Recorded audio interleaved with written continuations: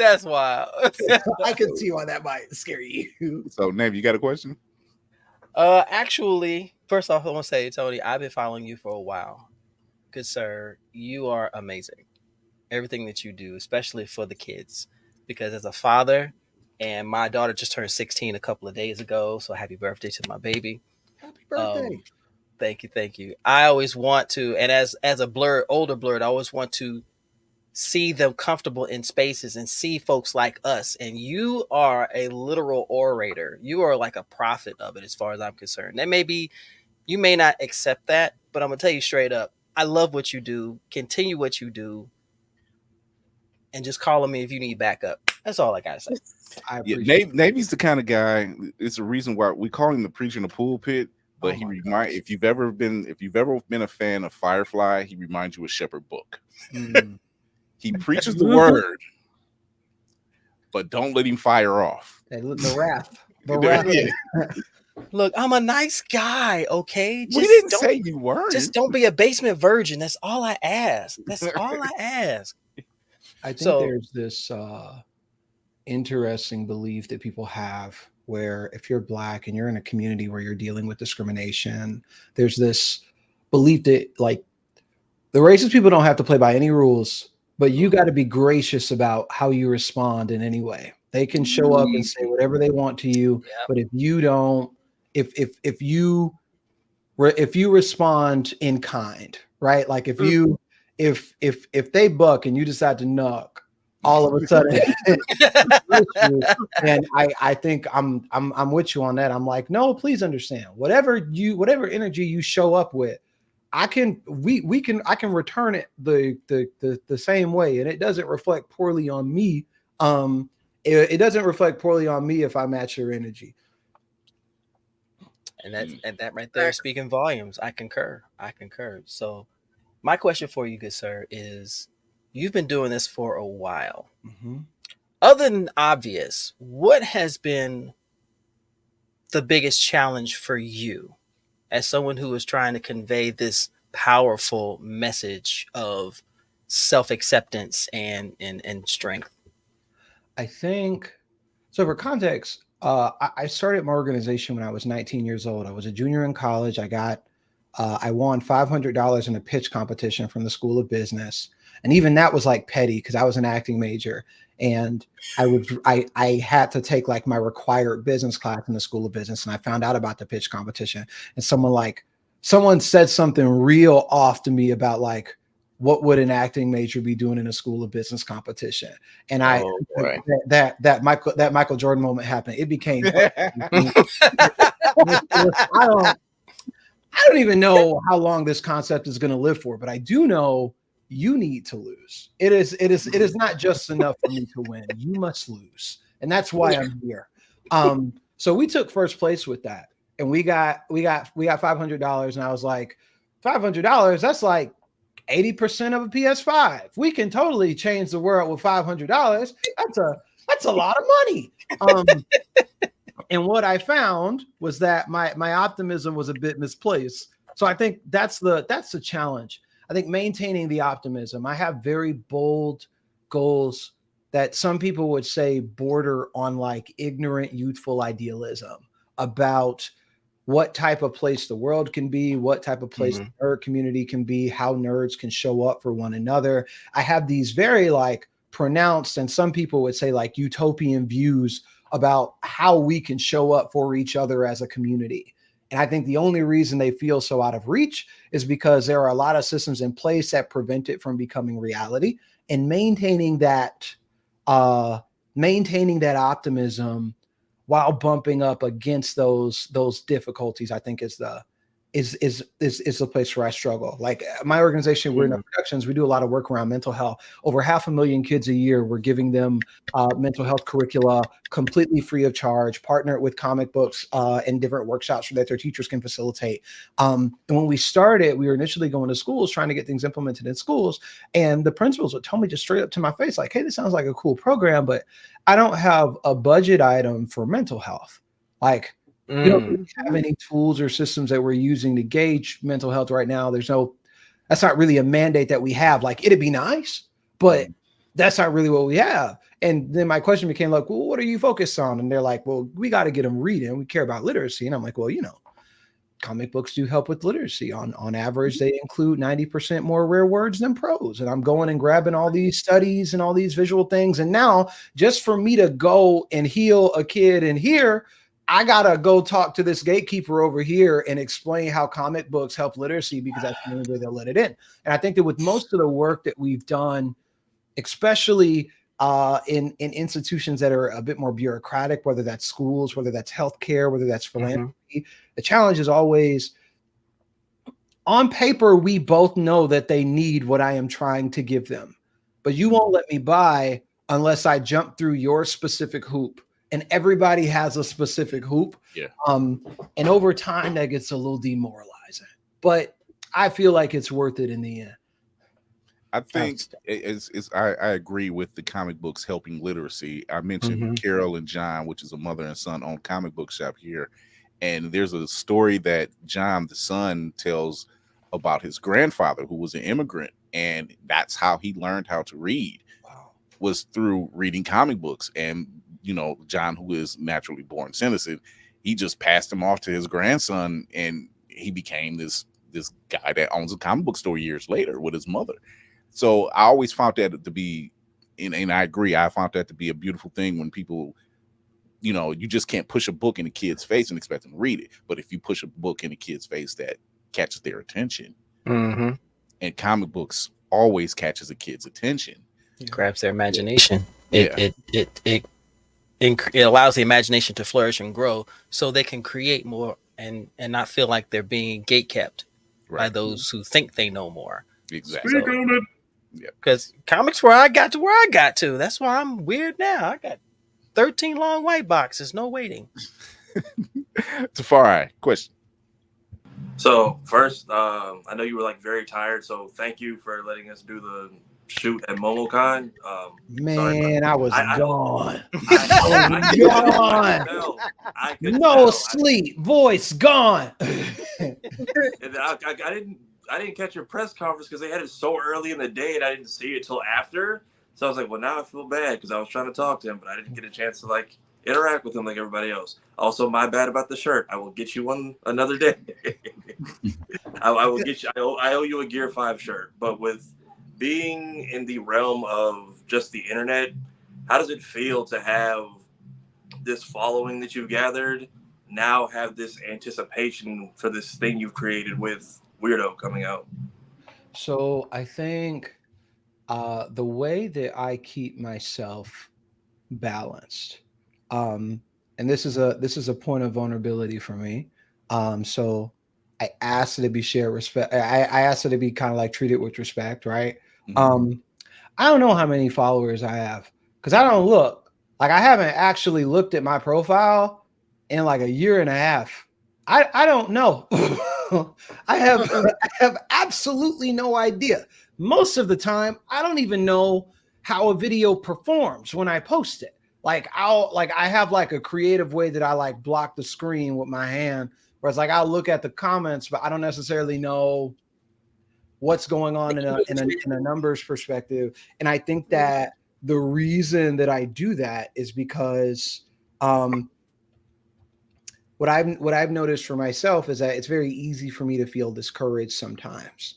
But if I believe that what I'm doing is the right thing to do, I have to let that belief and that understanding that what I'm doing is just drive my actions.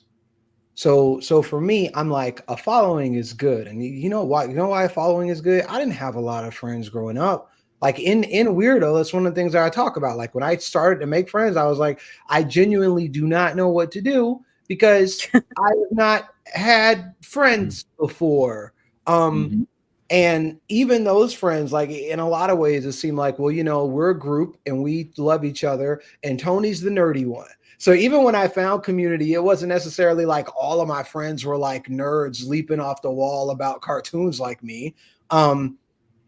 So I feel really lucky because I feel I get to create something for others that I didn't necessarily have myself. Like, it's my hope that in the videos that I post, like in my Discord and the community that I curate, that it's a safe place for people to show up and be themselves and talk about the things that they're passionate about. Like in my Discord, it's wild. There are kids who were like 14 when they joined my Discord that are graduating from high school. And I'm like, this is wild. Like, they're going to college and studying creative writing. Like, what? It's the inspiration. So amazing. It's the inspiration, and it's crazy when you say that, because I fortunately was not one of those kids. I was never bullied for my nerdiness or anything else. But by the time I got to like middle school and high school, you kind of have to find your tribe. Yeah. And by the time I met my wife, she was just like, "You're like a thug nerd." And like Michael Jordan, he seems to come up a lot. Like, I kind of took that personally. I'm like, I don't even know what that's supposed to mean. But she said, "Well, you have an edge to you, but you're nerdy as hell." And I'm like, "Oh, okay.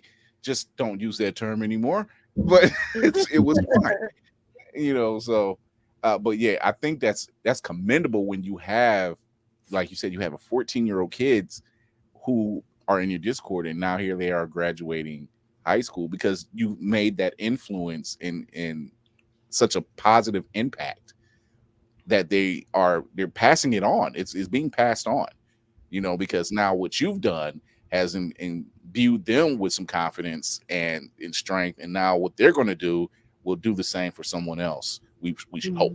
We should hope. That's the goal. Like, I'm never arrogant enough to believe that I am the sole entry point for the solution. I do not entertain any delusions that what our community needs, what the nerd community needs, and what these kids need is something that Tony Weaver Jr. has to be there to provide. But what I do think is that the people that the people that would have those solutions are not going to be able to come up with them if they don't love themselves and if they don't love who they are. So the idea is, I'm going to make sure that everybody loves themselves. I'm going to make sure that you embrace who you are. I'm going to be this shield and stop you from these and kind of protect you from these fundamentally broken people seeking to tear you down. Because I believe that on the other side, you will come up with the thing that'll help everybody. I'm really just a bridge. Like, I'm just here to make sure that you get across safe. And as soon as you become that person, like, you can literally leave me behind and throw me away like a Sesame Street doll. Like, that's fine. I'm literally just here so that you can hit that moment of self-actualization. So one of our crew members, Geek by Heart, you had a chance to speak at her school what was it, last week or maybe the week before?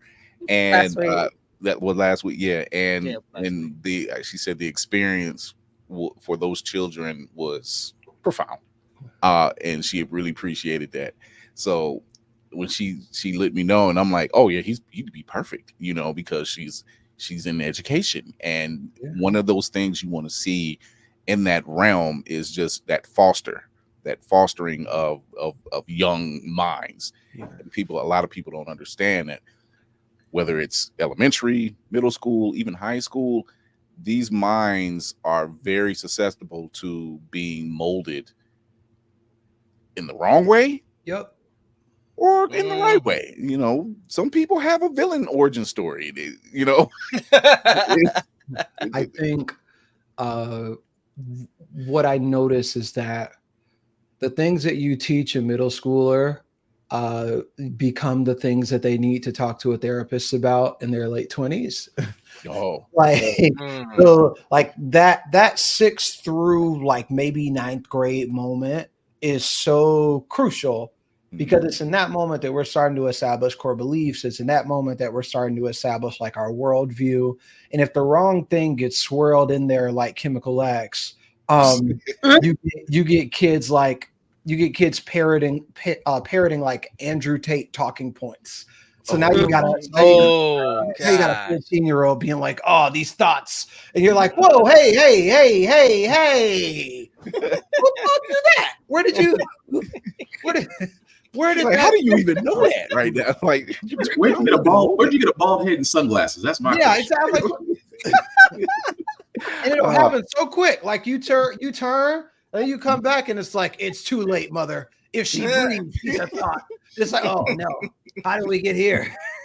Oh my Look, all gosh, you yo. children, have your parents buy you Weirdo as a graduation gift. Let's get you on the right path. Yeah, exactly. Right. I'm like, this is why you need Weirdo. Because honestly, one of my favorite things about writing Weirdo was getting the chance to like parse through some of that stuff. So I'll show you something. My publisher's going to get upset because this is not like. I'm gonna show you this. You wouldn't be the first one to come on the show and give us like exclusives because because people need to see this. So we have a chapter in Weirdo where I get a crush on somebody. Like I see a girl at my school and I develop a bit of a crush on her. Like it's like a very immediate like moment. And I spend the whole chapter like trying to figure out how to talk to this girl or like what to say to this girl. And in my brain, I go from 0 to 100 like very fast. I'm like, I'm like, oh man, I'm in love. I don't know what to do. I can't afford a house. What? How many? What if she wants too many kids? What if she doesn't want kids at all? I don't know. Like it's very much just like very pure like. I love, therefore live life with this person, live life for this person. I love this person. And in the chapter, one of the things that one of my friends says, because like, I guess the parallel is that in the real world, Tony is like smitten with this girl. But also one of his friends is like writing a fan fiction and like attempting to like balance out how do I ship these characters? Oh wow. And what she says is what she says is the feelings that you have for another person are just reminders that you possess the type of empathy required to appreciate another individual. And that's never anything that you should be ashamed of. Even if that other person does not return the feelings for you, the feelings that you have for that person are your feelings. That person brought them out of you, but they're still yours. Like they originated in you. So you can take all of that appreciation, all of that love, and you can apply it to yourself because ultimately this person just brought something out of you. You're like, wow, you really inspired these feelings out of me. I would like to give these feelings to you. They don't want them. That's okay. I'll put them back in here. Just the fact that I was able to appreciate that about you and understand that about you and feel that like connection with you as a human being. There are people that go their whole lives struggling to do things like that.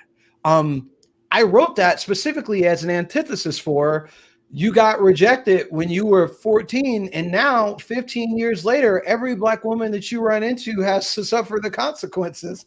Why? It's always like, man, you don't understand. When I was in middle school, golly, they only wanted the thugs. They wanted thugs like me. They didn't understand all the good guys like me. Girls don't want the good guys. And I'm like, we got to get you some therapy, dog. You need to. I need you to read Weirdo. Read Weirdo. We will go from there. Just go straight to this chapter. Just skip everything else. Just go straight to this one. Right. So before you pop the balloon. You said before you pop. Yeah, before you pop the balloon. Before you pop the balloon. Go ahead, Whoopi. Okay, of course I do. Once again, I was with Tafari at MomoCon. Thank you so much for talking to us then. I appreciate you being able to find the energy to and to interact with us. My question for you this evening is: you said that you're a writer and you've done the Uncommons and you're doing the book the manga that's coming up, Weirdo. Has there ever been another genre of writing? I know you mentioned poetry that you would see yourself expanding into. So, aside from the Uncommons and Weirdo, I have an isekai series that got acquired by Macmillan called The Dream Frontier that I have written. I've written the first book for, so that's in production right now. I actually, I owe my team an email about that. Actually, yeah, it's a good reminder for me. But the Dream Frontier is like being drawn right now, so the characters are kind of popping off the page, designs are coming in, and I'm super excited for you all to see it. But additionally, I think there are sci-fi stories I want to write. there are like dramatic comedy stories that I want to write. Personally, I would like to write a live action show about my time in Japan that is Atlanta mixed with the Big Bang Theory. And I think it would be absolutely hilarious. That sounds like a show for Blurred Station. Live action sitcom. Here it is. Kevin, Definitely we'll wanna set see- that up. I'll try to get that set up for you. But yeah, it's something that we're doing at Blurred Station, where we are. It's a soon as launch streaming app, which dedicates itself to showing blurred centric content, live action, anime, manga, speculative fiction, sci-fi. So we have a combination of animations that's coming on there. We have a combination of live action movies. We just acquired Michael Jai White and his wife Jillian to write and star in the film, and Orlando Jones as well. So something that like what you're just like an Atlanta / Big Bang Theory. Yeah, I would like to see it. I would like I'd to see watch it. I would like to see it. I'd be a gopher. I've been a fish out of water twice in my life. I can play a part just off of memory. Oh man. So Cinematic Assassin, you got a question? Yes, Tony, first and foremost, thank you for even being here this evening. Secondly, thank you for being you. As weird as that might sound, like you sound like the person I needed when I was in 6th, 7th, 8th grade. So I feel like the work that you are doing out in the world in our community is just inspired, and just thank you for existing and continuing to carry that cross. What I did want to ask, I am sort of a big mental health advocate myself. I preach about it on the show every time that we close out. It sounds like, Weirdo, you got to walk through a lot of your own experiences and putting them on the page and getting to the place of self-acceptance and self-love. Do you feel like that was therapeutic in and of itself for you? And what was that journey like? I think it was really therapeutic because like I mean, like I'm very I hope that this doesn't sound flippant when I say it. I'm just very open about it. But I'm a suicide survivor, and that's something that kind of comes up in Weirdo. It's something that gets explored. And I think when you experience things that are as dark as that, sometimes when you end up like on the other side of it, you lose context for exactly how hopeless you felt. And I wrote Weirdo in like a variety of places. Like so for majority of it, I went back to my parents' place. Like I went home for Thanksgiving and I told my parents, I was like, I'm staying here till Christmas. But even though I'm at home, I'm not at home. Like, don't bother me. I'm probably not leaving the room. So at the end of Thanksgiving, I went up to my room and I closed the door. And by Christmas, like 95% of the book was done. And a part of that was because I was like in my childhood room where I grew up. I'm with all my things. I'm with all my stuff. I've got my CDs. And I'm taking myself back to these moments. And I think it's beneficial in two primary ways. Number one, going back to that place helped kind of reignite a passion for me to help kids that are still there right now. Because when like I had to go immerse myself in that darkness for a bit, and to know, I'm like, listen, I can leave. I got a little like eject button or like an emergency switch. Like I got people that I can call that'll like pull me up out of the water. But there are kids for whom this is their whole reality right now. So having that intimate understanding and that closeness to it really helped drive me as a writer. But also I think being able to step away from it and kind of look at it on the page gives me this moment of like, dang, you came back from it. And I'm proud of you, dog. Like that's amazing. You came back from it.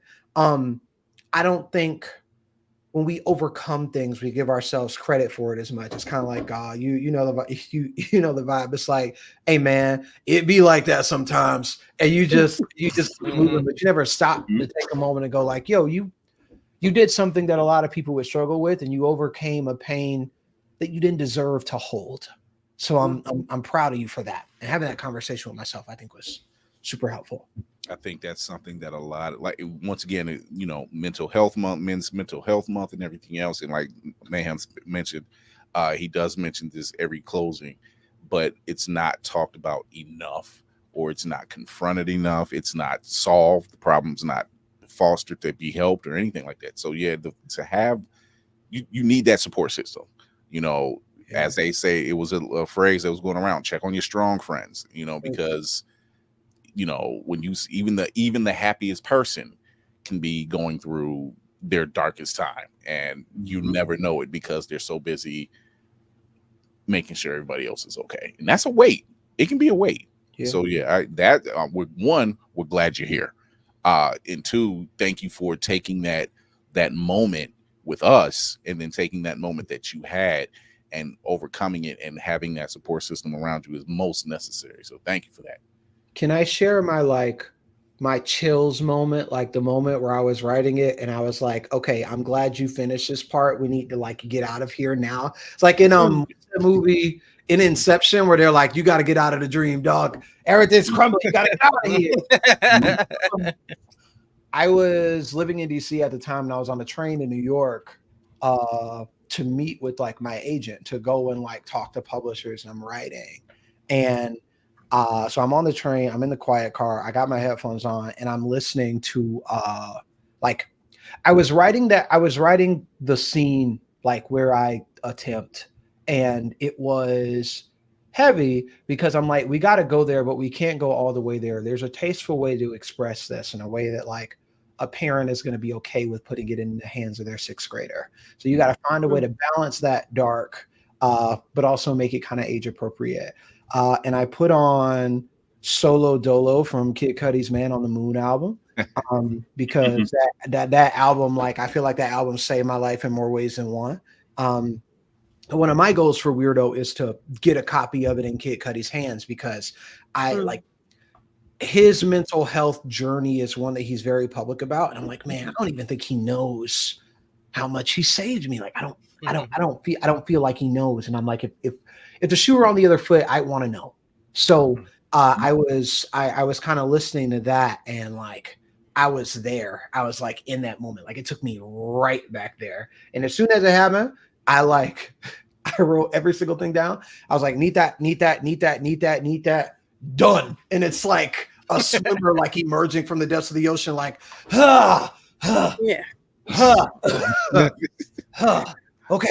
okay. We're not going back there. I'm not doing that again. Do that again. the Stranger Things scene where they like send a dude into the upside down. It's that song. Oh man, pull him back.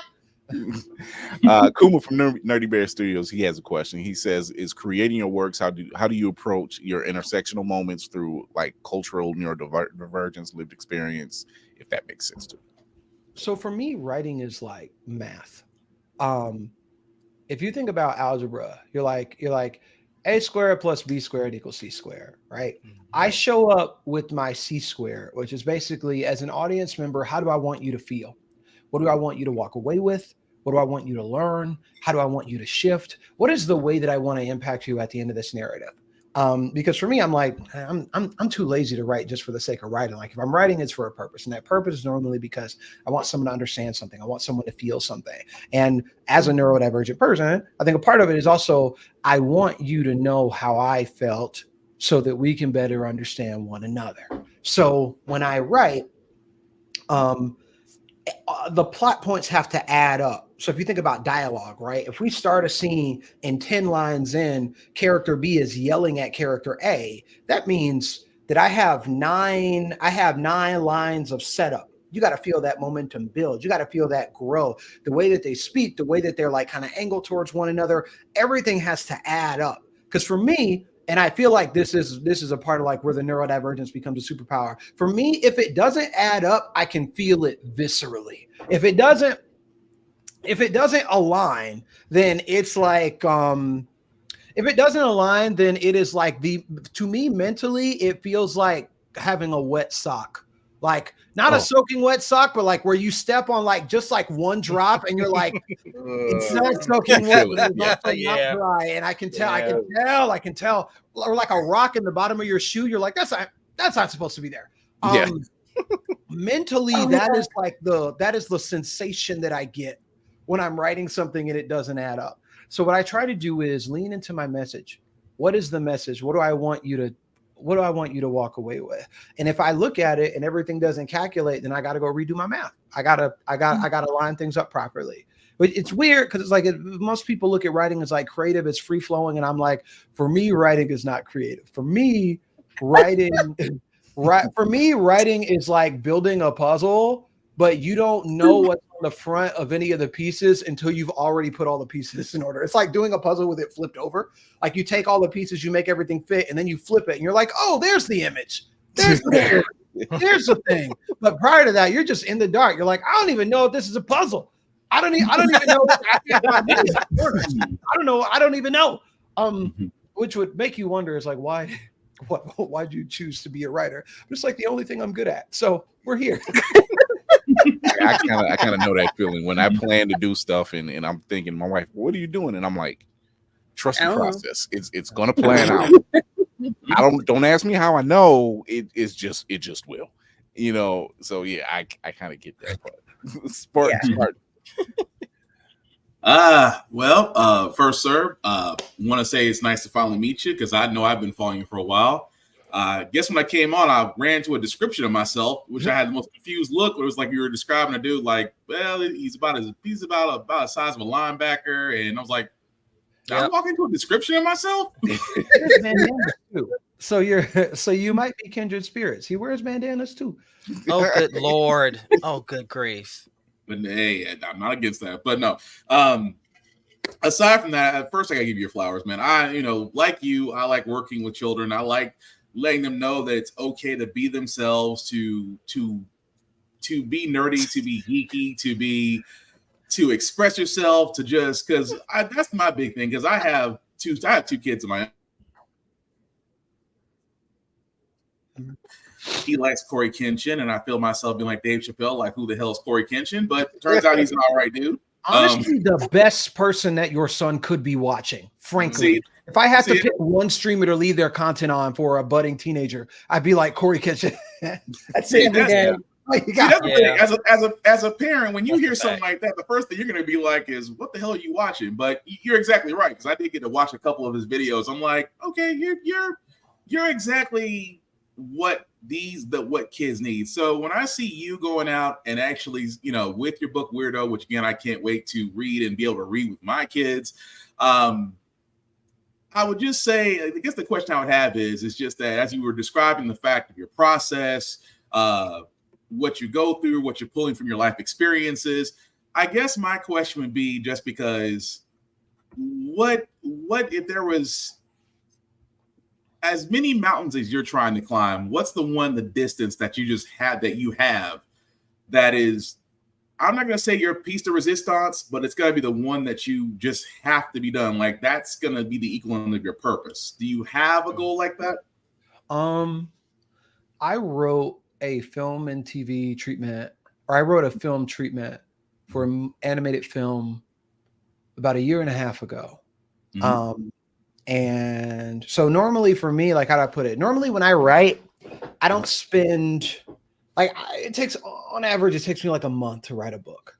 So like, if you don't bother me, I'll outline it. And then I'm like, all right, the outline's done. I'm going to go write.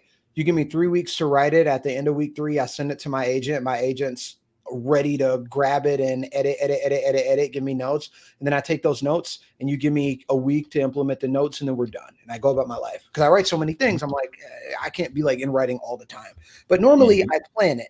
But this story, I didn't plan. It just landed in my heart and I needed to write it. So I push everything off the table. I was in my writing group talking about it. I was like outlining, and I hadn't done an animated film script before. So I was like, I'm going to do the treatment. We're going to pitch it. And at the time I was signed with this film and TV agency that reps a lot of big A-list people.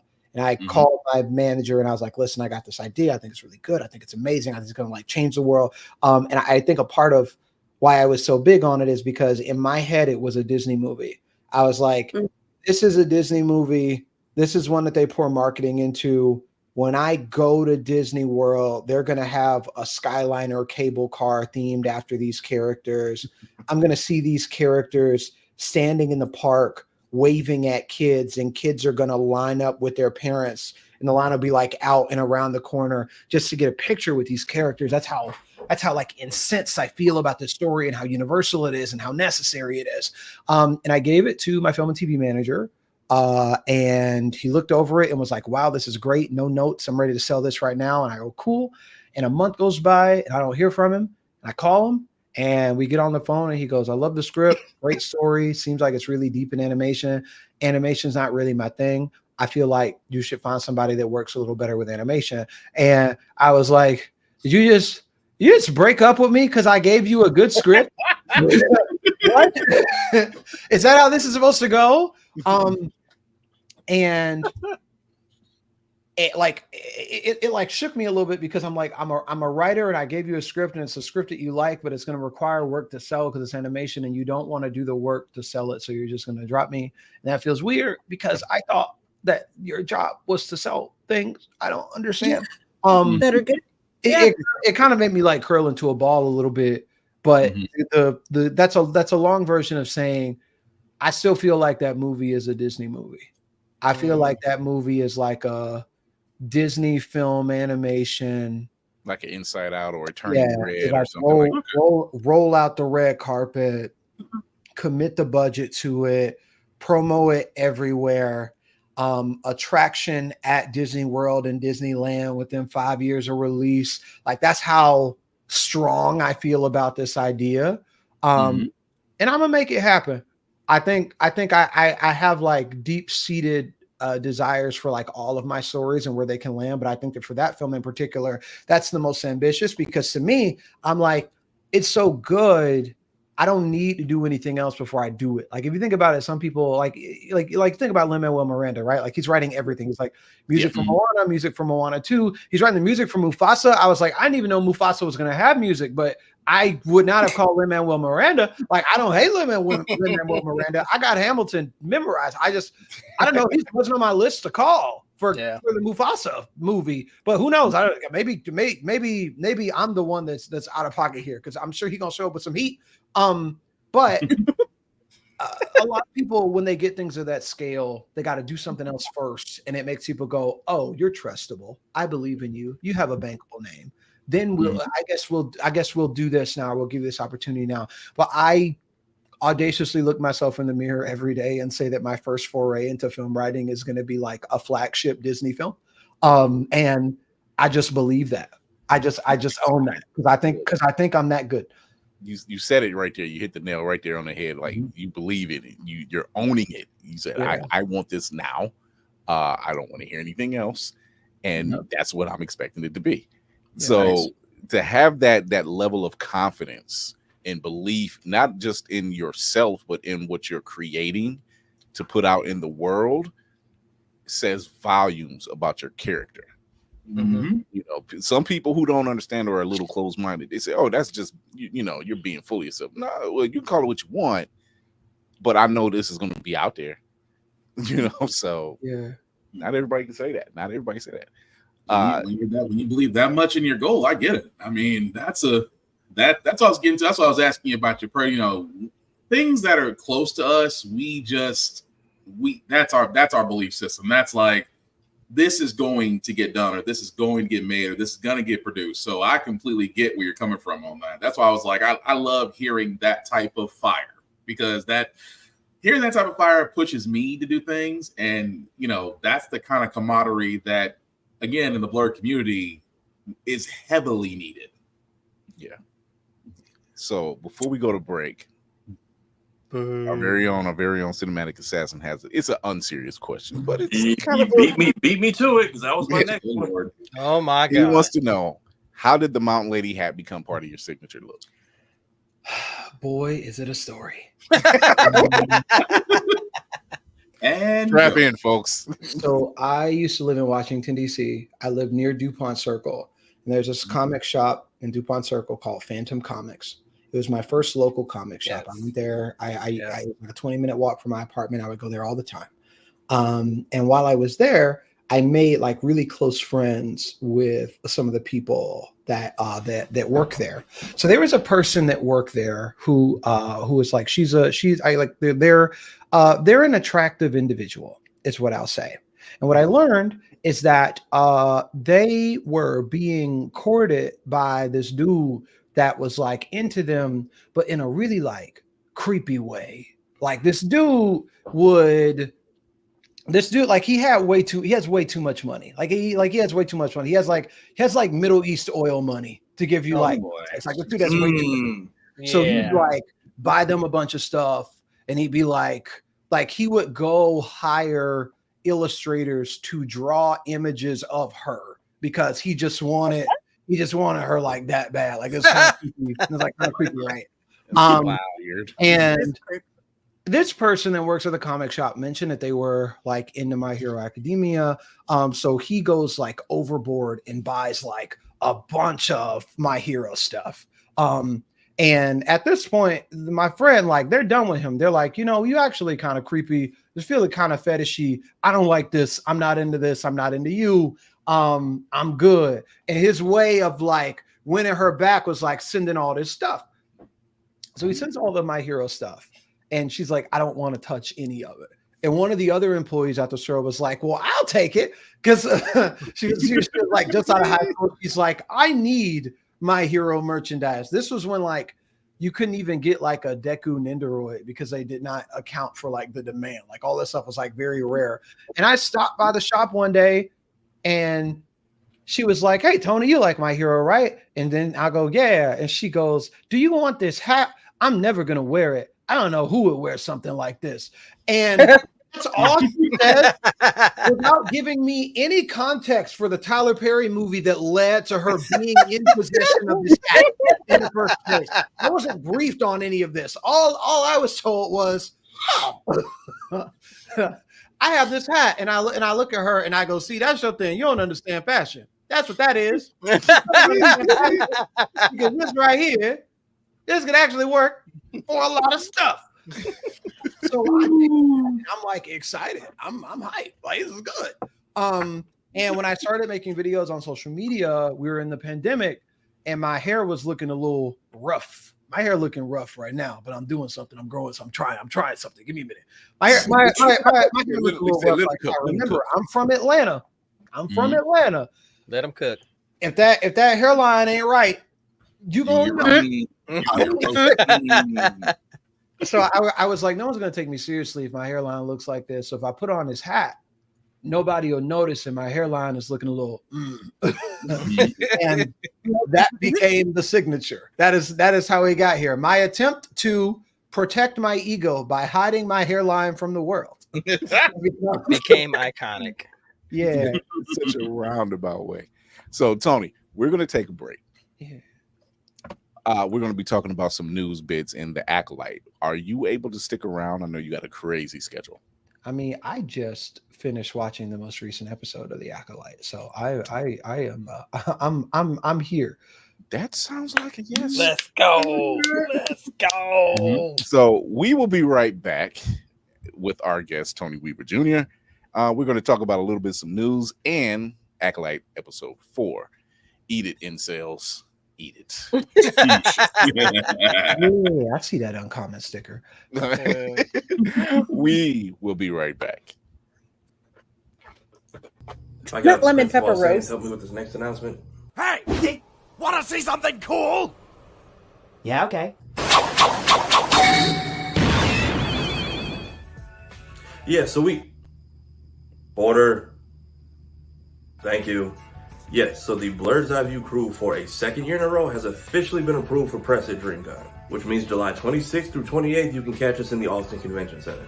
We'll be catching up with friends, catching up with our mutuals, hanging out with some of our favorite creators, going to press events, going to tournaments, getting to see some premieres, going to panels, going to see Deadpool and Wolverine because that drops the same weekend, as well as just seeing some of our favorites, giving them their flowers, and conducting interviews while we're there. If you're curious about last year's DreamCon or any previous con coverage we've done in the past, I highly recommend you please check out our interview playlist.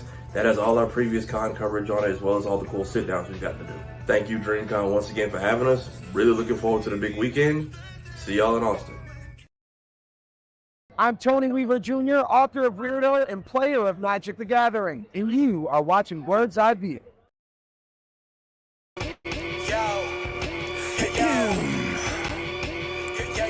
Yeah, I'm back, yeah.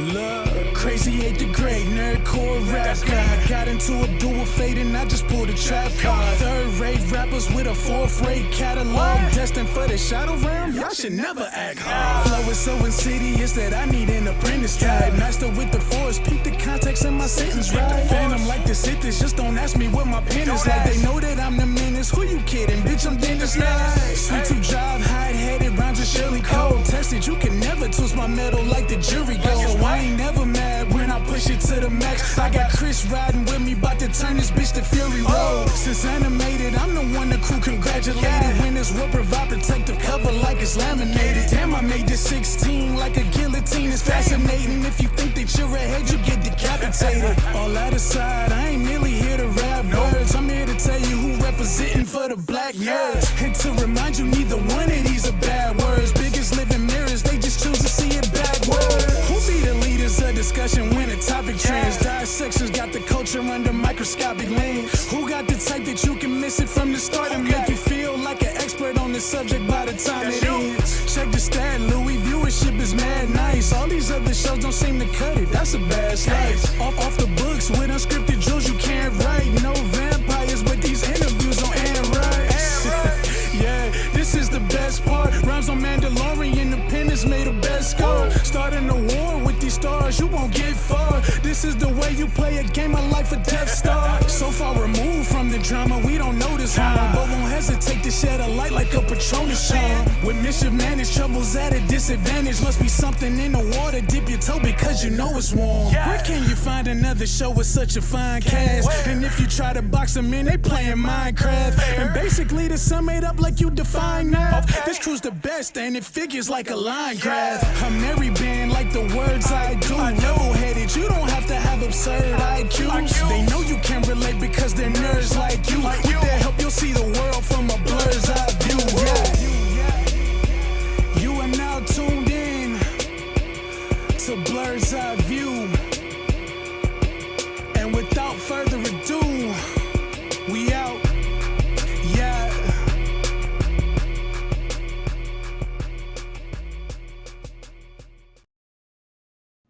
All right, everybody. That was the premiere of the new Blur's Eye View intro.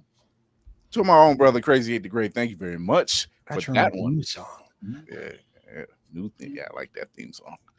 Shout out to Crazy 8 the Great for that one. I told the people, I didn't tell the crew. I said, nah, I got a little surprise. I didn't say anything to anybody. See, Don't have me humming like a second Sunday. Just No. I come to the door, and then just start doing whatever. So we got a little bit of news to talk about. So here we go.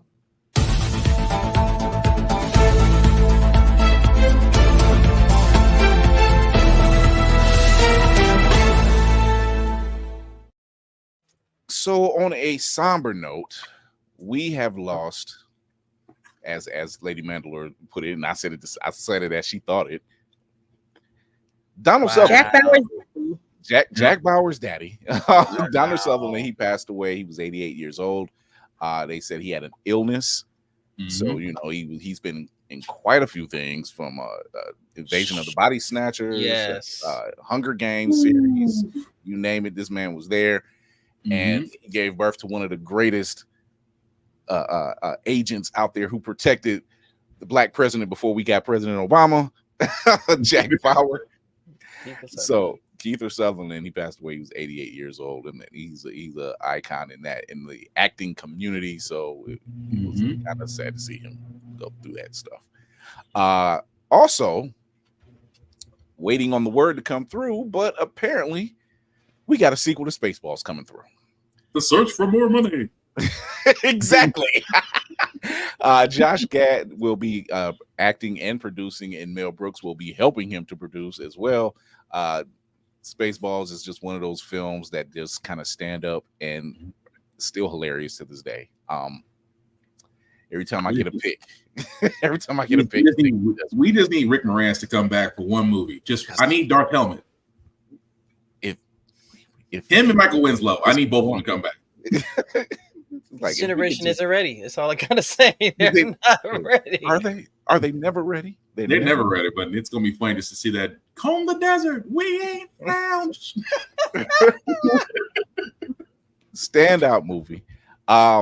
As you heard earlier, our guest Tony Weaver has appeared his animated series back on Webtoons on Juneteenth, and another person as well. K. Dot did it again. Let's go.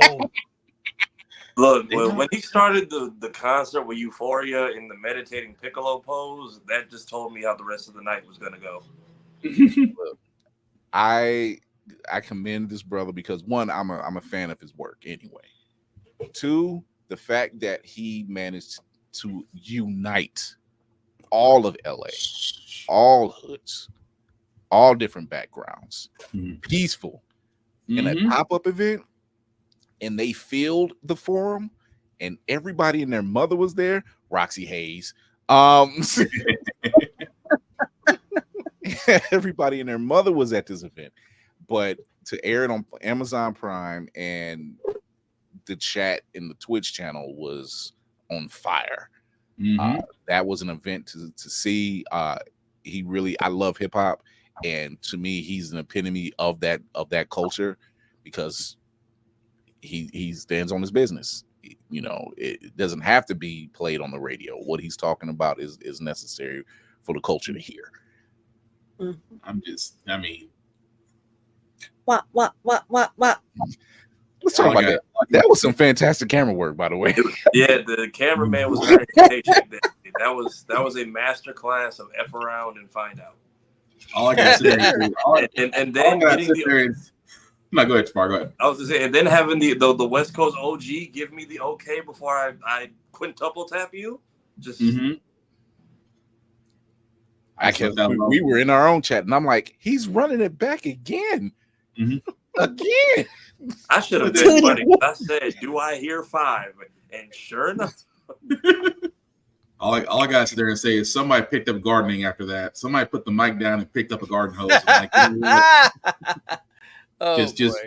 It definitely was an event. It definitely was an event. That man was crying in the shower. I don't care what nobody said.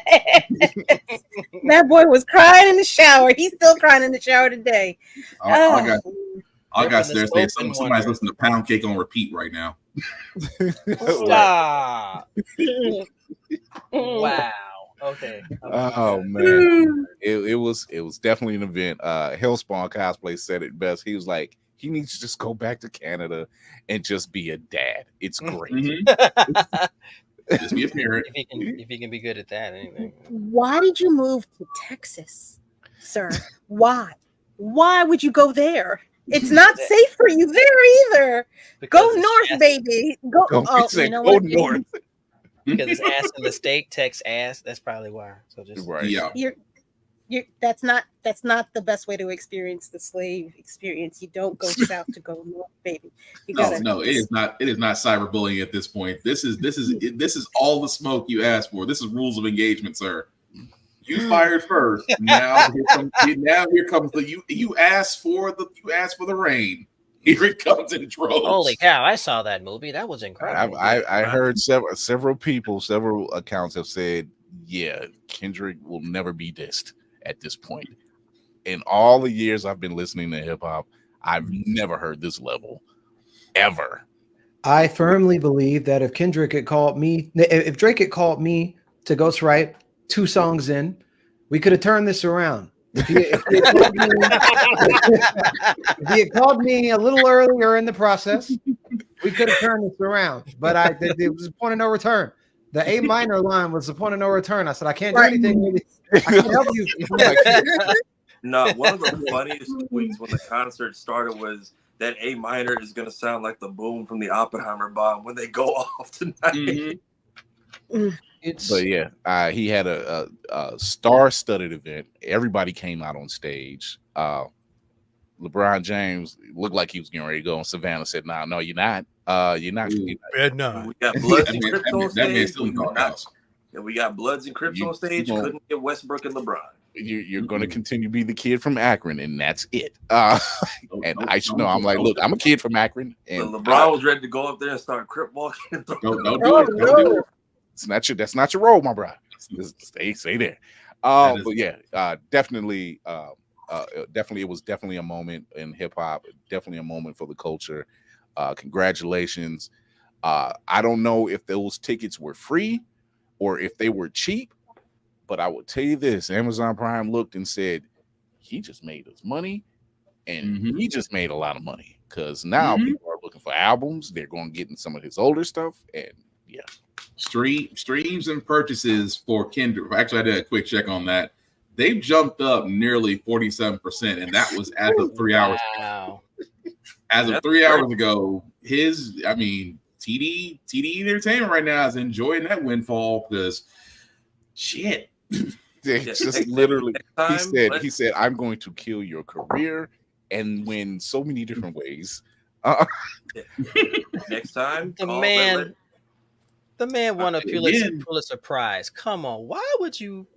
Look when he said call Tony. If you were gonna call Tony. in the spirit, what he said, you could have called Tony. The warning shot was said when he said, and I knew it was on when he sat there and said, "Don't tell lies about me. I won't tell truths about you." That was the warning right there.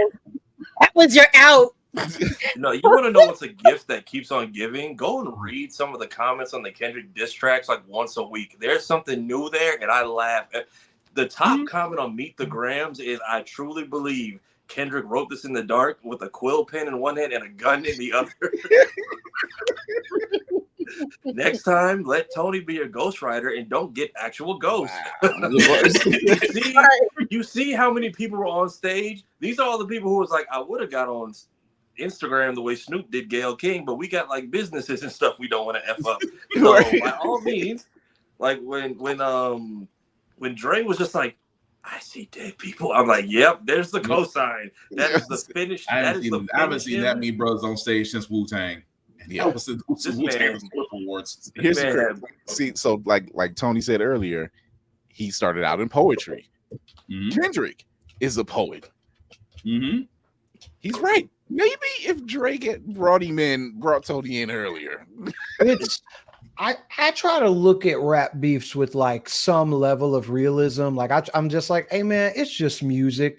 But when Drake did the like Tupac deep fake thing, I was like, that's not good. That's not, no, don't do that. I was like, it's not a game anymore. Like you could have just put out another song and it was fine. But from an optics perspective, you co-opting the voice of one of the most iconic, necessary, and legendary artists in this genre, like a true leader in our community. I'm like, whatever they do to you after that, you deserve it. Because I feel like if you had an ounce of respect or honor, even you wouldn't stoop that low. And that, I'm like, I can't be around for what happens next. I don't know. Initially, I was like, oh no, I'm gonna watch and give him a mirror so he can see what's happening to him too. I was very much like, that's corny and I'm not gonna listen to it. But then when I listened to it, I'm like, yeah, this is like solid wordplay, but this is very disrespectful to basically ghost in two of the West Coast legends and basically say that they're both disappointed in him, one from the grave.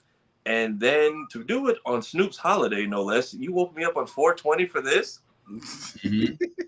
Again, he asked for all. Everything that's happening to him is everything that he asked for. And then he did push-ups first, which was already, you shot at 20 different people. You then went and made a whole separate track for this smoke you wanted so badly.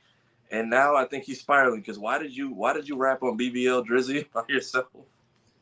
Yeah, this academics is crying on stream. How what's the one commercial like? That's not how this works. That's not how any of this works. Not in the the Geico spirit of what commercial. we do here in this whole conversation, this is why you leave the quiet kid alone. Could have just let leave him. the quiet kid alone that has prep time. This man was listening to Mr. Morale and raising his kids and just being a family man. And no, you wanted to come and tell him to come outside. You just want to You talk. basically Kendrick's not fucking quiet. He has plenty to fucking say when he needs to have something to say. He's not quiet. I just see him to come out in a toxic one time. He's strategic with his moves, but don't come over here saying you want to play games and get mad when I win. Don't try to unplug the controller. They got friends on the other side. Yeah. Everybody Amanda said Steinberg. J. Cole and RDC's comments is also hilarious, by the way. Oh God, he was like, I know everybody. Amanda Steinberg claps back. Tired of the haters talking about her on the Acolyte and having all this racist vitriol going about, and she says, "Okay, I wish you would." She's got a video out responding to said haters. She's like, she said, "It's not going to happen. I got something to say. You're not just going to sit here and keep talking about me and saying anything." We are living in an age where there's one group of people who feel the need, because it's free speech, that they can say whatever they want and not have anybody, like Tony said earlier, respond in kind. However, there's another group of people, us, who said, "Oh, guess what we can do?" That free speech gonna cost you. Right. Like, yeah, you got free speech. Don't think it's just gonna go unanswered though. So, in the spirit of Cat Williams, we shall be speaking our truth this year. Between the Acolyte and the boys, they are just home punching air and probably their wives. Free speech comes with clapbacks. That's what you need to understand. You say something into the void, don't expect the void not to say nothing back. Right. The thing that I am trying to develop an understanding of is, what is it about the moment where we are right now in terms of technology and our overall kind of cultural evolution, that this like anti-woke grift is just the thing? I'm like, at what point did it become profitable and beneficial? Because I don't feel like most of these people actually believe what they're saying. I feel like they're posturing it and like signaling it in order to rile up some base that's going to get them like YouTube views. Like basically, whenever a black character is in anything, a bounty's on their head. It's like, oh, this is how I'm going to come up. If I say the right thing, I'm going to go viral in all the right wing circles, and then they'll join my Patreon or they'll sign up for my Substack, and then I'll be able to monetize off of this hatred that they have for this other group of people. And I'm like, it's really like a net negative for society at large. Just the fact that you over here with no honor in the corner, just peddling the hate. And I don't know when we got there. It was Real World, 1990. Was it 98, 97? When was the first? Who was the crew on that one? It was the first reality TV show. It was around about there. Okay. The New York one? Oh, the Real World. The one with Heather B and Kevin. What's funny, they're potentially going to introduce like community notes to YouTube videos.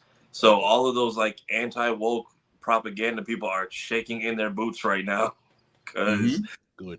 They now they're about to get targets on all their backs and just get nuked. Because all of these unseasoned coconut bars just need to stay in the damn packs where they came from, because we don't want any of what you got. One thing I've learned. Well, that's the problem. You can broadcast from the pack now and just tell people to like and subscribe and send money. But here's the problem. Like Tony said, the problem with that type of pandering, it's profitable. And it's like you can turn around, and as long as you are an echo chamber, because now they're not shameless anymore, they'll come out in droves and be like, well, we don't like Star Wars, or we don't like we don't like the Marvels, or we don't like the MCU, only because there's 100 different people out there in their own little YouTube channels or podcasts or whatnot that are just simply fan the flames. But at the end of it all, buy my book, or subscribe to this, or jump on my OnlyFans. The peddling only continues because they pay it, because it feeds their incels.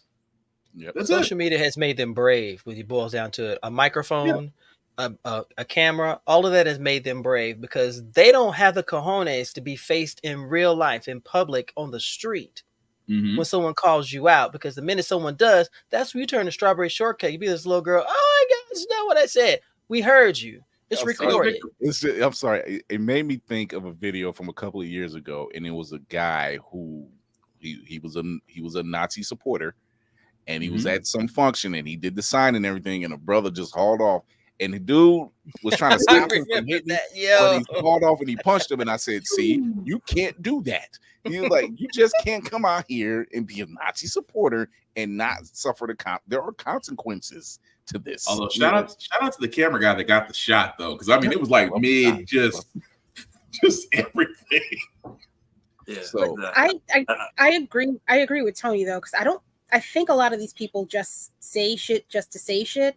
It doesn't have any actual bearing on their lives. So it's like they throw the brick and hide their hands and run off while everybody else is making all of this noise. It's not even necessarily to gain money. It's strictly to see the crabs in a barrel. Like what kind of reaction can I get out of this? And it's consistent because we constantly respond to the shit.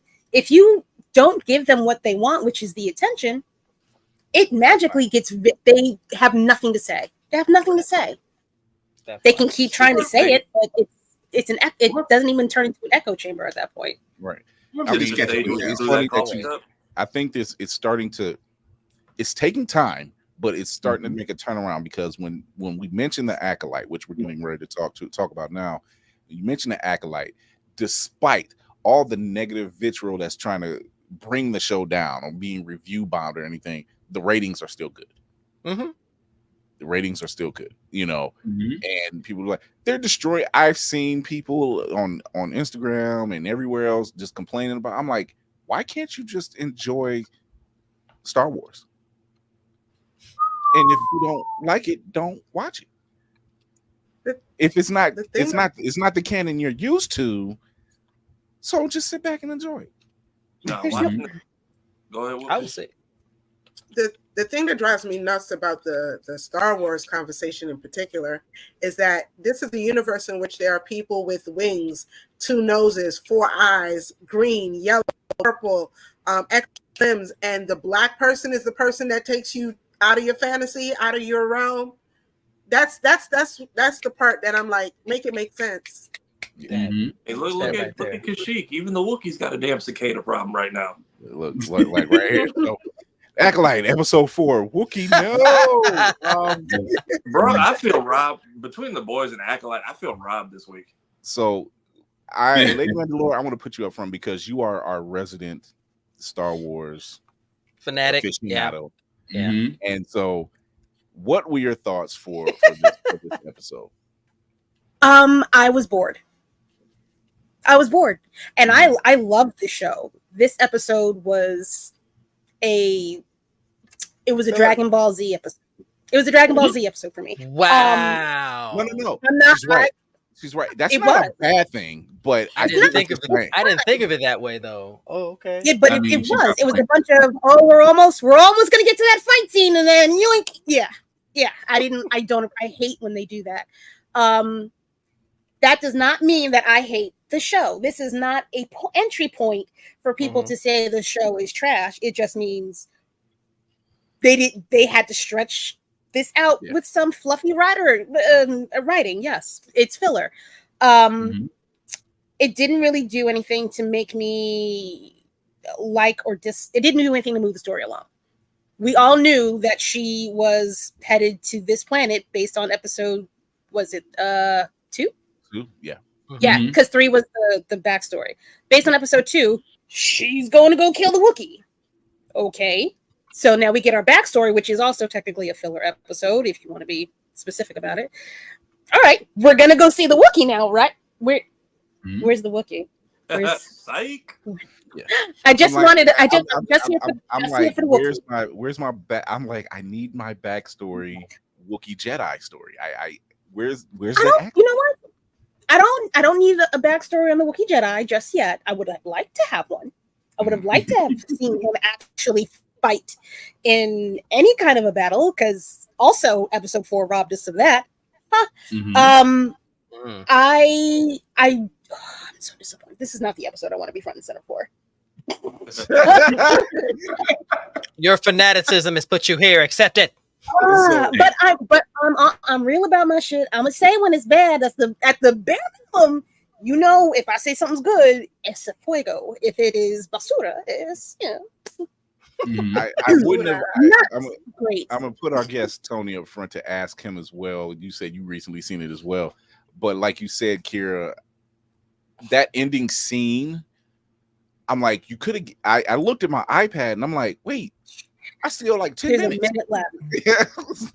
Yeah, I got time left. I don't want to see the credit. You could have gave us. You could have stopped us mid fight. Something. You didn't give us. You gave us the boom and credits. Wait a minute. Yeah. So, Fade to black. Circle jerk, if you will.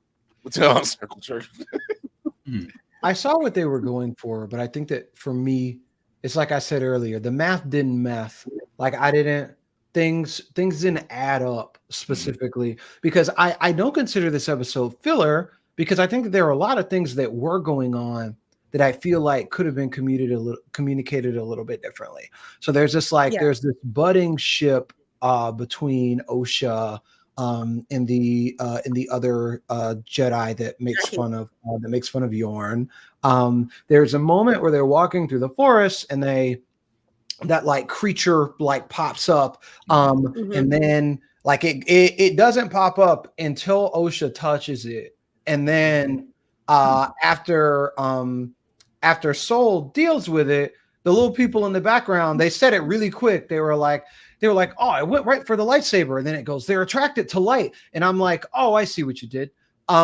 So we have twins born of the Force through nefarious means, one of which is like murdering people and the other which is like very not Force sensitive at all. But this thing that is only attracted to the light literally wakes up when she gets near it. So it's like, oh, I see what you're doing, especially in this episode where like meanwhile May and Kamir are having this conversation about like, well, does everything change now? What has the master taught you? I'm like, there's very much a narrative of light and dark that's happening right now. And it's being communicated in everything from those little tiny lines to the way that lighting cues are picking up in certain moments. Like I was like, I get exactly what you were trying to do. On paper, all the pieces are there, but a little bit of the way that things were arranged, I feel like could have made the message a bit stronger. And I don't like cliffhangers in general. I feel like we don't need them no more. You ain't got to do all that. Or if you're gonna do it, at least let them lay hands on somebody first.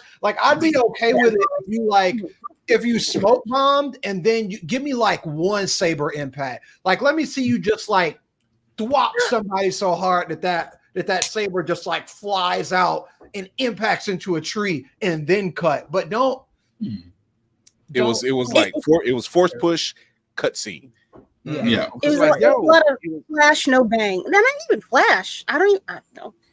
But actually, it's more like whoosh and bang. Yeah. For Tony, I think you see it more because you've done the treatment. You know what it takes and what the descriptions are a lot easier than me or any of the other audience members might see. So you can make those leaps. Me, I'm like, what am I here for? Like, I'm waiting for all of these connections between Osha and the light and the dark, and the fact that you have all these people that are in the middle of this light and dark area, the gray, that are manipulating the actual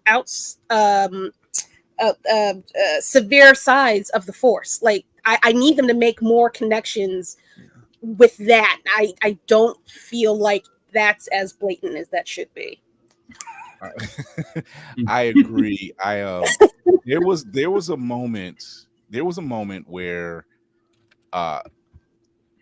May and Osha were talking, or May and Kamir were talking, and he's like, well, have you ever seen the master? And she was like, no. And I'm like, so you're just going off of everything because when something happened, we still need to know exactly what something happened at that temple when you were a child, and it was never explained.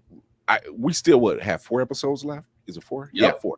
I don't know. So I believe we're going to get the rest of that story, but as you're seeing everything, especially with the Jedi, and it seems like what we said last week, there was something hidden. Not everybody told the truth about something. Yeah. Out of the ones that was there was one who was definitely responsible for some stuff. And then and probably out of that group, there's probably one who has plausible deniability to a degree. And I want to say that. Yes. Kelnaka. Yeah. It's difficult to do. Like, I have trouble writing mystery elements like that because, like, think about One Piece, right? Think about how long One Piece takes to tell us literally anything. Like, I feel like the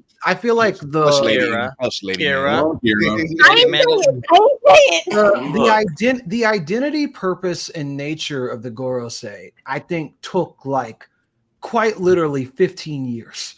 And people were just like, on like, hey man, we'll get there when we get there. It's always difficult to know like when to do what. Here's what I'll say: we're 4 episodes in. Is anybody else clocking that the master is a woman and is one of the Jedi leaders that were around the boardroom table at the beginning of the episode? Like, if we all agreed that's what it is. My money's on Green Lady, but I feel like that'd be too obvious. Yeah, it is the key lime Jedi. I think it is her. The key lime. I don't think it's her, only because she's the frame of whoever the dark side person is a lot slimmer. She's a lot broader. I see. In the chest area. This person is who they keep saying it's he, which immediately lets me know it's a she. Her frame is different. It's somebody else. I mean, it could be Inara. I was thinking Indara, right? Yeah. It was why the Wookiee seemingly died without a fight. It would have to be someone familiar to that him. was definitely my rug rug pulled out from under me moment, because I'm like, yo, wait, there was no sign of struggle at all. There was no sign of a fight. It was no sign. In the flashback episode, we see what Soul is doing when everything gets burned up, and we see what the dude with the scar that drank the poison was doing when everything gets blown up. But I need to go back. Yeah, Torben. I need to go back and review. I don't know that we saw Indara that night. We didn't see Indara. We didn't see Kelnaka. We didn't see either one. Also, the Wookiee he didn't get attacked from behind. He got attacked directly in front. So he had to at least be in close proximity to her as well. So it was somebody he wasn't threatened by. And nobody sensed their presence when they walked up. Yeah. Like somebody familiar. Somebody familiar. Like they didn't deem them a threat or something. Yeah. Whoopty, what do you think, Whoopty? Yeah, Whoopty. Yeah, it's your turn now. Yeah. I thought it was short. I'm the one that was yelling filler in the comments.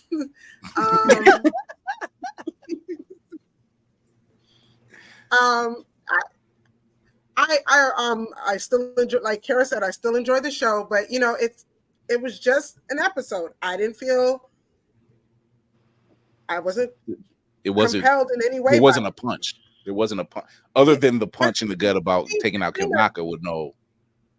Right. The other thing that bothered me was May's switch. It just seemed like all of a sudden I'm so angry about everything, and now I'm not. Yeah. She was like, it just seemed, they just happen to catch it, and they know she's in there, and they just say she's been going around killing Jedi, or is this particular group, and then all of a sudden she's not the one that did this. Right. It's right. It's not exactly Knives Out, but it's right. Did anybody feel the episode was short? Like it felt short. It came and went. Yeah. Right. It seemed very short compared to the felt like 30 minutes instead of an hour. Yeah. Right. Because the first episodes are 45 minutes each, right? Yeah. Yeah. Yeah. That's why it was like intro, commercial, intro, outro. Wait, what? Hold on. What did I miss? Yeah, I felt that it was short. Like I said, I had it on my iPad, and I'm like, wait, it's over already? Wait a minute. I had to check the time. Right. And I'm like, it seems short. Maybe it was me, Far. Apparently, hello, Kiati Mundi. I didn't realize you were here the whole time. And to the point we were making earlier, some of these people just get so riled up and will sell their people lies because, like Firecracker said, some people just need something to believe in. But I have never seen so many people fight to edit a wiki page in my life. I'm saying, like, I watched his, because apparently this retcons his original birth date, and people were very upset about it. So I was reloading the page in real time, watching it switch back and forth. Also, they're upset because I believe in the first movie he says there hasn't been a Sith in over a millennia, and they're thinking that this kind of undoes that. So that was an interesting discourse to watch. It's funny how the turntables. We are getting rid of the sellouts and unity, and we're looking at them just like, ugh, you savages. But yeah, episode kind of came and went. I had my hopes up for this Wookiee man, and we got nothing. Space cicadas are a thing apparently. Right. I thought it was a cool creature. It definitely did like some fear inducing. It didn't make sense to mention the blaster and reference that she was going to hold on to the blaster, only for her to not pull out the blaster during a time when she needed that part. That didn't add up to me, but I don't. Yeah. See, seeing a century-old, what they were using 100 years ago for like stun guns in the second or third episode, I want to see more of their like previous tech, but I feel like we're not getting a lot of that. Like, we're more focused on the characters and whatnot, and then I'm still confused on the pile of bodies that didn't seem to have saber marks or anything. Like, I don't know if the sisters drank the magic punch to ride the space comet that was coming by during the eclipse for their cult meeting, or side note. How do I put this? I'm a fan of the show, but when the Coven was doing their like seance type sequence, it looked like non-melanated people trying to do divine 9 steps. Yeah. I was like, where's the choreographer for this? Because we are not one band, one sound right now.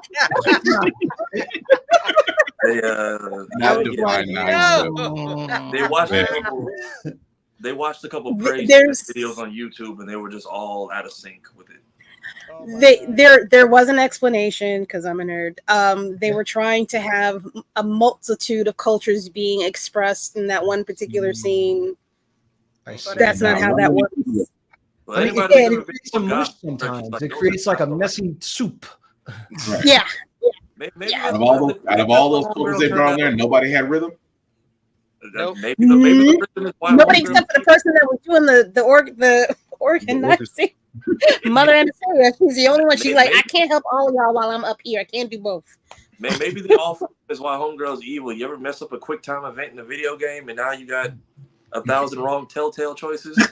Oh, wow. Flashback. Damn. I have a question, because you all seem like you'd be able to have an answer for this. When we see the Wookiee at the beginning of the episode, when we show like the inside of their place, we see that spiral symbol. That's the same symbol that was put on May's head during the ceremony the week prior. And I didn't know what was going on. I didn't know. None of my lore. I see the wheels turning in her head, so go ahead. I think there's going to be an explanation for that in the next episode, which you could have done that shit in this one. And I think Kalnaka went back to that planet and did some investigating himself, possibly. He's tethered to that planet for something. Like, he either went back or had a conversation with somebody. Because they said he pretty much went to the outside eye. He pretty much went into self exile. And I was asking myself, I said, what is with the self exile? And I was like you, Kira. I'm like, nah, this got to be something else. He saw it. He found the Chapter Black videotape and he watched it. I gotta go. I'm wondering if this is the reason we haven't had a Wookiee Jedi since. It's like every time we give y'all one of our kids, they don't come home. So no, thank you. We will stay here. We need Ewok Jedi. like just like a cracked up, Please, can we like a cracked up caffeine addicted hedgehog. I'm just saying, like, Yoda has I wouldn't mind seeing it because look, we already know they could take out stormtroopers with no problem. And by the way, I think they were eating them. So that's a whole nother thing. theory. Yoda has the hops and all the levitation. Give me somebody who's like Sonic the Hedgehog fan. Yeah, with the lightsaber, I'd do it. Slicing at everybody's ankle is just when you walk in the room, stormtroopers, everybody's Achilles is just done. Oh my gosh! You got to fight me at eye level now, kid. So Spartan, what do you think? You know, I like I said, I'm the newbie in this because this is where my limited knowledge of Star Wars kind of puts me into that I'm watching with eyes wide open. I agree with Kira because I the one time I agree with Kira, even though One Piece is not a cult, it's with a cult with jackets, by the way. Here we go. No, it didn't feel like a Dragon Ball Z episode because it did kind of build up toward the end. You did see, I call her the helmeted one. I didn't actually get the name of it. Didn't get the name of the person, but the person that walked up at the end. Here's how you know it's going to be a badass scene. When this person with a helmet on and nobody knows who this person is, and just walking up on them says nothing, but a lightsaber pops out, and then decides to go to work. That's where I got mad because I was like, and we fade to black. Really? Yeah. Circle jerk. You just show the fact that no words was said, but hands were about to be thrown, and then credits. I'll give it to him. It's a hell of a way to tease people, but I was like, I wanted more. Not necessary. I was hoping for like more than a push. Like if anybody's ever watched the OG Clone Wars show, when Ventress was just treating Anakin's entire platoon like playthings. She was drowning them, crushing helmets, wrapping people in Tarzan ropes, smashing them into tree. Kira, you didn't watch it. Stop it. Mace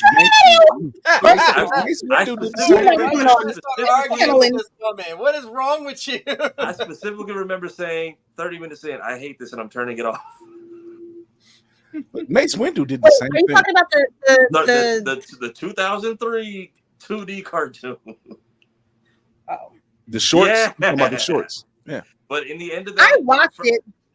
It was rough though. It was 2003 and it was great.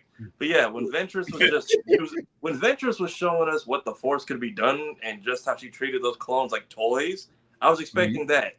But then we just get a push and roll credits. I'm like, when Perfect Cell came back, he at least murdered someone's firstborn child before the outro went.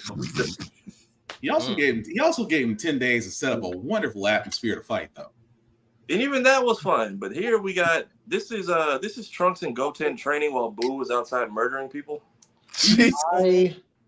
I'm still like feeling good about the show. I think the thing that will make like my confidant level drop, that'll make me go like, is if at the top of next week, I need no questions, no setup, just smoke.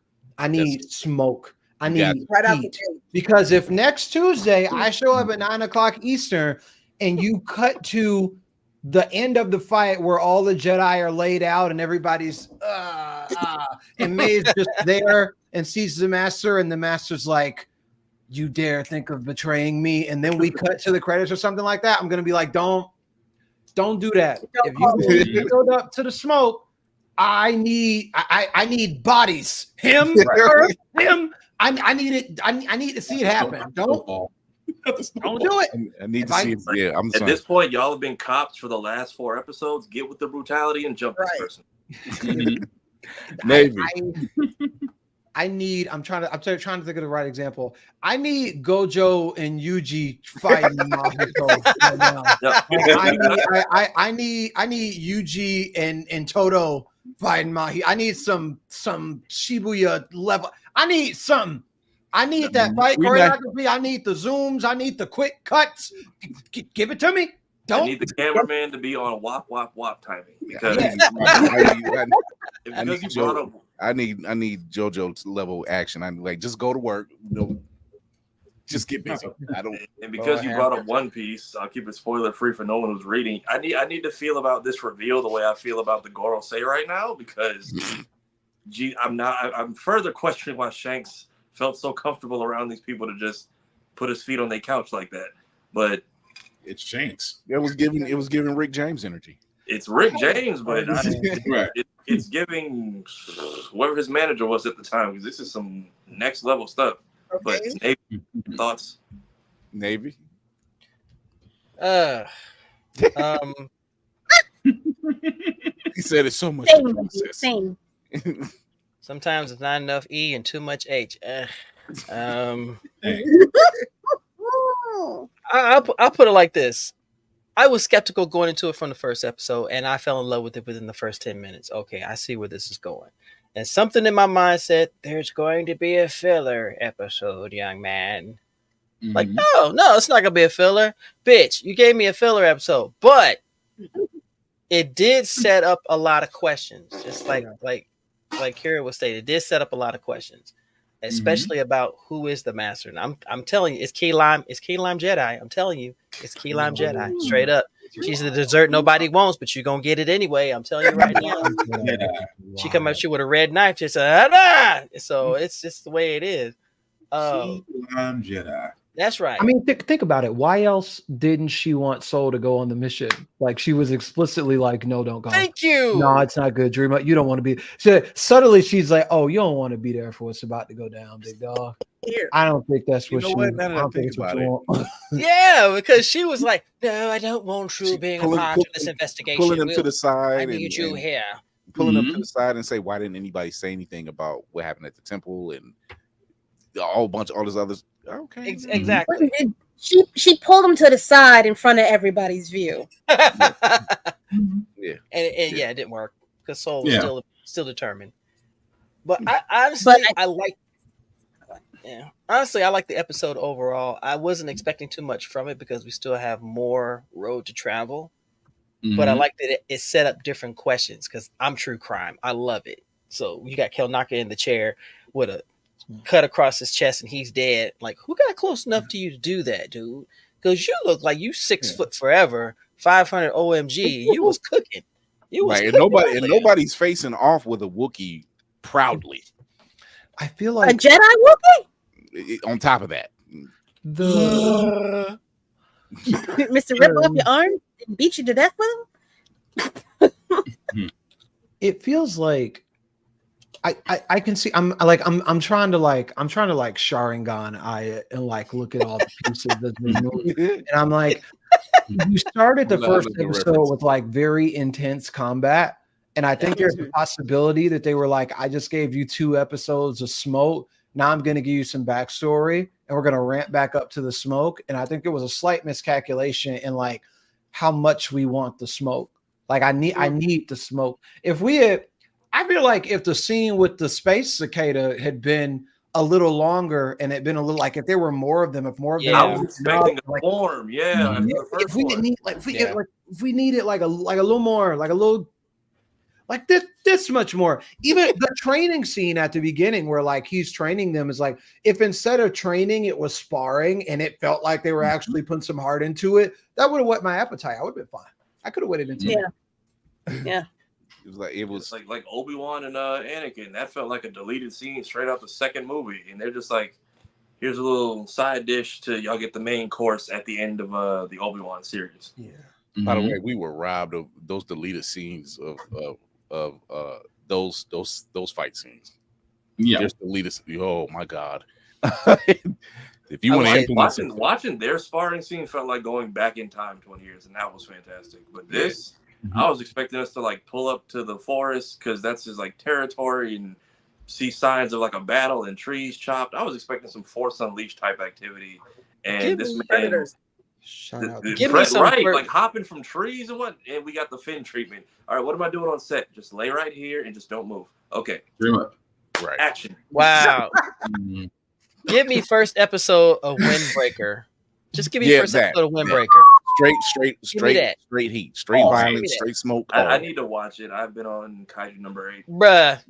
Kaiju number 8 is but no time. Windbreaker wasted no time. Windbreaker's go straight to him. You got 7 minutes into that episode, and there was nothing but bodies everywhere. He was laying them out. You know how you can go make you a quick sandwich or something and got the TV playing so you hear? No. You can't do that. You can't you can't go get you a glass of Kool-Aid. You can't do nothing. You just gotta sit there because they're going right. I haven't started yet. I like the show. I feel like It's if there is a low point in our 8-episode run, it's like this one. I'm hoping I'm right. I'm hoping that this will be the lowest episode and everything's up from here, because I need to, like Tony said, I ain't trying to see a bunch of bodies opening credits and the last person struggling. No, I want to see people. I need to see people get dropped. I need to see the cops try to jump this person who's technically done nothing yet, but still they all get dropped anyway. Right. Let me get Michael Myers versus the mob, even though Busta Rhymes and karate is enough to take you down, apparently. Cinematic cassette. Yeah, I want to hear what Mayhem has to say about this. I've been waiting. Oh, well, see, here's the thing. We are close to time. That's number one. And two, I've had limited me time this week, and the time that I did have, I've been in the gym singing "Unbig My Back," "Stay Up and Hear Me Again." So I'm not actually caught up. So I relinquish the floor to the panel. Cool. Thank you for your motivation. Well, sir. that was a Russell Simmons pass off. Thank you for coming. God bless and good night. Right. In other words, Mayhem said, "You do what you do. I'll do what I need to do." So we're getting ready to wrap up. We're getting, like you said, we're coming to time. We're trying to keep these things tight, people. But with that being said, wrap up protocol initiated, Captain. Thank you to our guest, Tony Weaver Jr., number one guy. Look, once again, you get this. Thank you. We love what you've been doing. We love what you've been doing with just everyone, and instilling that confidence in kids across apparently the country and overseas, and just giving Lady Mandalore tips about Japan. It's needed. But really, Tony, you are an amazing addition to the Blurred community, and we need more like you out there doing the good work and talking to the next generations and current generations to say, hey, it's okay to be quote unquote weird. It's okay to like these different things, like these different animes. Don't worry about it. Water finds its tribe. So thank you once again. So tell everybody where they can find you and your book. I am at Tony Weaver Jr. on everything. Weirdo is basically everywhere. Amazon, Barnes & Noble, Target, Bookshop. You can pre-order at your local bookstore. It comes out September 17th. But it is my goal to get 5,000 pre-orders. So that is kind of what I'm pushing towards right now. So I would appreciate it if you could support me in that. Do that. Go out there, show your support. This man is really doing the good work. Thank you for your time. Thank you for joining us. And with that being said, Lady Mandalore. Hi. First, Tony, thank you for giving me your time at the at the Schomburg a couple weeks ago. Appreciate you very much. Also, you are more than a bridge. You are a tether.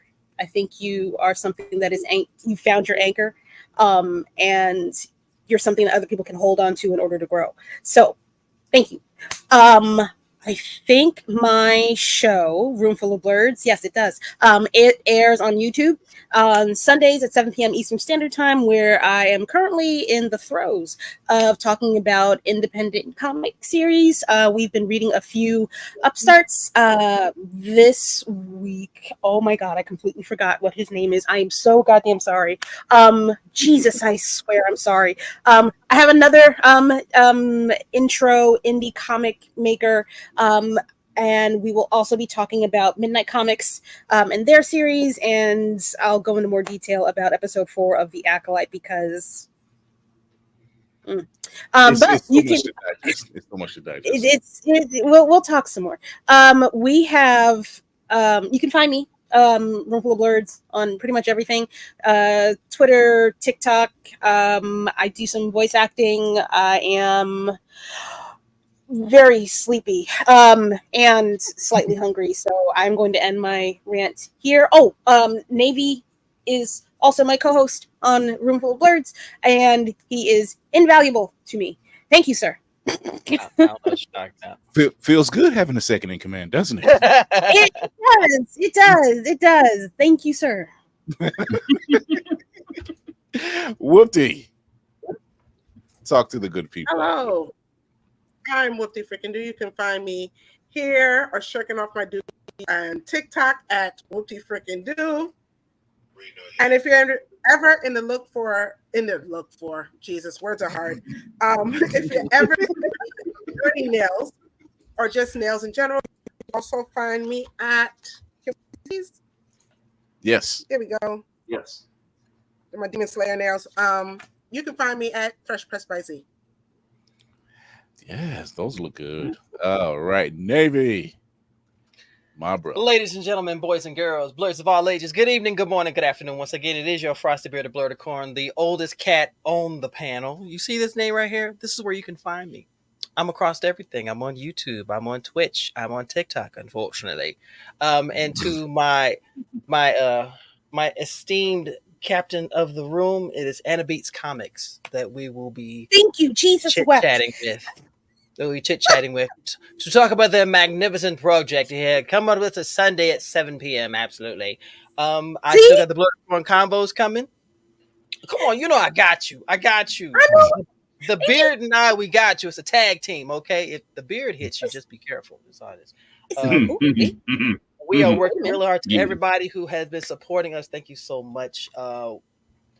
BlurCon is coming along. If you're going to come to BlurCon, please come, show love, be a part of this amazing thing. It's Summer Madness. We're working really hard to take care of that. The crew's going to be there. I'm going to be there. And if I can put out a word to everyone out here, if you know somebody who's trying to use their imagination to go above where they are and they are earnest about it, support them. If they have a project, if they have a passion, anything that they're involved in and they don't feel like anyone believes in them, lift them up and let them see that you acknowledge what they're doing, because we got enough negative energy out here going as it is. So let's do something that these so-called superheroes want to do, but the real mutants are doing. Oh, he preached another word because he know I love mutants. That's the collection. Pass the collection, please. Pass the collection. Tafari. Mutants do get the job done. I'm just saying. They don't avenge. They get the job done before that happens. Preach. You can find me here on all platforms underneath this name. I post skits on my own page on Mondays to make them a little less terrible. Thank you again, Tony, for all your time today. And again at MomoCon, I hope the book sales go well. You're on the road still this summer, correct? You're going to be all over the place. I'll be at BlurCon. Oh, there you go. Hey, yeah! I'm so serious for your services. Let me know your size. I think I have to go buy this studio in the next couple of weeks. I will grab you 2 things when I'm there. So that is my way of saying thanks for everything here. I also do the editing for this podcast and behind the scenes work. We usually post Monday, Wednesdays, and Fridays. That's just for people who can't get through a 2-hour show. I get it. Attention spans are no longer a thing. So, or if you want to recommend us to a friend, send a clip. We have our last interview from MomoCon coming out tomorrow night. I have the other half of the engaged couple. So last week was Anidas Quinones, and now we have AJ Beckles coming up. I highly recommend you please go watch both of those. It was a really fun time. Very sweet individuals. After that, we're going to be at DreamCon. We're going to be at BlurCon. We will be out here in these streets. Oh boy. Cinematic Assassin is in the building. Talk to the people. Yes, it is. I will be watching the Cinematic Assassin. I am the editor-in-chief and senior web developer of blurredseyeview.org, where myself and all these lovely people you see on screen contribute to talk about movies, comics, and TV shows and wrestling. If you like my particular brand of foolishness, you can follow me at Mayhem Media. That's MAYEHEM Media, where I talk movies, comics, and TV shows, and most importantly, I talk mental health. Tony, thank you again for coming through. And as a fellow survivor, I want to say thank you for your just strength and vulnerability earlier and sharing that information with us and Yeah, it was a really powerful and just amazing show tonight with you. Thank you so much. And as I always say every episode, remember, always take 3 things with you. Number 1 is your meds. Number 2, your PTO. And number 3, take a deep breath before you let that shit go. Right on. Spartan. Definitely take your PTO because I did, and whoo, that's relaxing. Yeah. Anyway, 500 pounds. You thought you was good. You thought you was gonna go speechless this episode, didn't you? You didn't think it was gonna come from Navy. It's usually Will. Will is the one I'm like, if I get past him, I'm fine. But Reverend Navy decided to get me.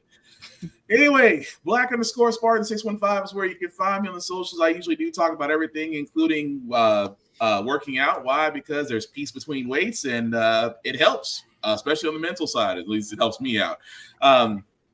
Couple of my own podcasts, guys. How the Frack We Got Here can be seen every Wednesday at 7 p.m.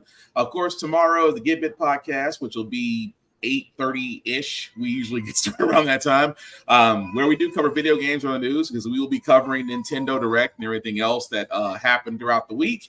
Podcasts can be found wherever podcasts can be seen or heard on the various areas of where you may get those things from. Just like Reverend Navy, I'm just basically just repeating a little bit of his sermon. A like, a share, a follow. Is that inside? Is that inside? I was gonna say Obi's calling, but let's not. He's like, he's like, I'm missing my call off. I'm like, Obi right now is either fighting a bathtub or fighting sleep. One of the two. Thank you, Trey. Thank you for the support. Fighting one of the two things right now. Obi's up there fighting Cyberman. I don't know. I haven't went downstairs yet, but we'll find out in a minute. But no, again, like, share, and follow costs nothing. Again, we can't do this without your support. On top of that, again, the con rules are still the same, guys. Number 1, respect the cosplayer at all times. Cosplaying is for everybody, regardless of your race, size, creed, or whatever preference you may prefer. The only thing we ask that you don't do is don't do blackface. That's it. Don't get your ass kicked at a con. Don't do blackface. That's simple. Number 2, again, hygiene is important. Please, guys. Soap, deodorant, a little bit of cologne goes a long way at these cons where there's next to nothing in room and nobody wants to be able to smell you. Natural deodorant does not work when it's summertime. That can go both ways. At the same time, guys, last rule that I have for myself is for everybody else. In a world that is cold, that is unforgiving, be nice, be kind, share fandoms, don't be a dick, and we'll all be cool. Thank you. Hey, everybody, it is your man on the wall, Chris Fury. Thank you to our guest, Tony Weaver Jr. Go show your support. Go get that pre-order for Weirdo dropping this September. Tony, we will be seeing you at BlurredCon because we are the premier news station, the news core for Blurred Station, and we are sponsoring BlurredCon. So maybe we can get a sit down. We have a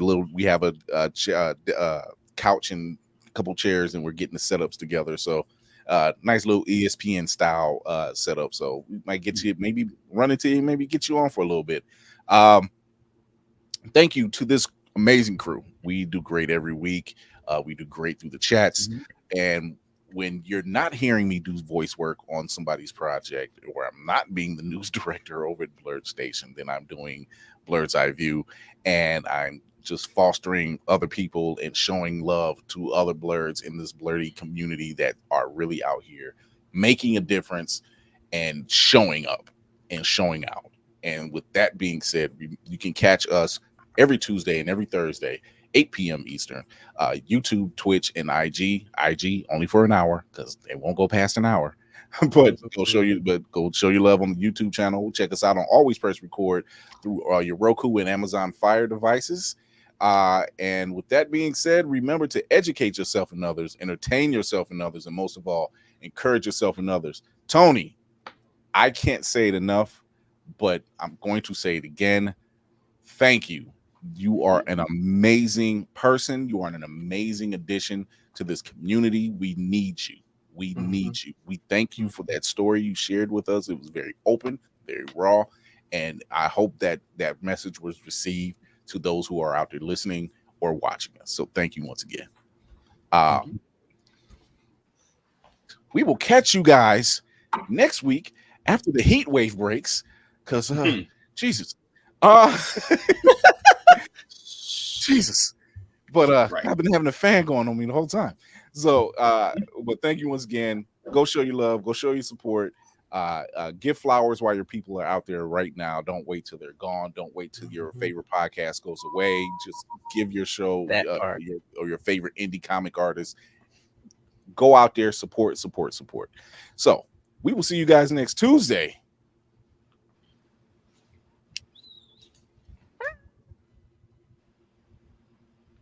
We're still here. This is wonderful. This is wonderful. We're still here. We're still here. It's playing in the background. Oh my God. See y'all later. Somebody acapella the outro. Thank you. Thank you, Trey, for the donation, by the way. Everyone's channels can be found on the home tab. Thank you, Tony, from a fellow Oreo. Here we go. We're out.